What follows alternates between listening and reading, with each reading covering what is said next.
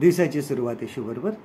पूर्वी आम्ही कॉलेजमध्ये असायच्या ना, एखादी लहानशी ट्रिप आम्ही अरेंज करायचो आणि छोटीशीच जवळपास कुठेतरी. मग कोण ना कोणतरी काहीतरी प्रत्येकजण कॉन्ट्रीब्युशन करायचा. कोणीतरी काहीतरी खायला घेऊन यायचा, कोणी काहीतरी कोल्ड्रिंक घेऊन यायचं आणि कोणीतरी एखादं दुसरं काहीतरी सामान घेऊन यायचं. आणि एखादा मित्र आमच्यामध्ये असा की ज्याची आर्थिक स्थिती एवढी बरोबर नसायची आणि पण तो स्वतःकडून सर्व काही अरेंज करायचा, सर्वांची तयारी करून ठेवायचा, सर्व काही व्यवस्थित त्याला मिळेल अशा प्रकारे तो अरेंजमेंट करत असायचा.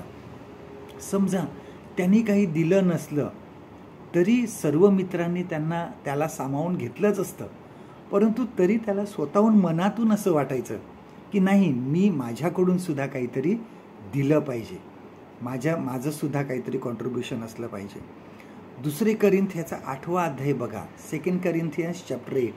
ह्यामध्ये पाऊल अशाच लोकांविषयी सांगतो की जे गरीब असताना सुद्धा त्यांनी आपल्या शक्ती पलीकडे जाऊन दान दिलं.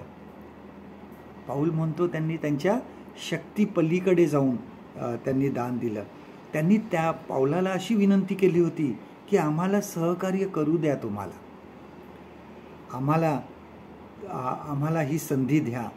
कधीकधी आम्ही स्वतःला दुसऱ्याबरोबर तुलना करतो की त्यांनी इतकं दिलेलं आहे, ह्यांनी इतकं दिलेलं आहे, परंतु मी काही दिलं नाही किंवा मी काहीतरी कमी दिलेलं आहे. परंतु देव देणाऱ्यांचे मन पाहत असतो. देव किती दिले हे पाहत नाही, तर तो त्यामागची भावना, आमची वृत्ती देव आमची पाहतो.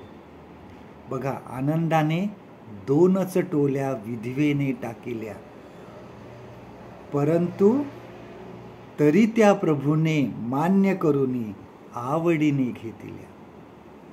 आजचं देवाचं वचन आपल्यासाठी हे आहे 2 करिंथियाचा 8वा अध्याय 3रं वचन. 2 करिंथियन्स चॅप्टर 8 and verse 3.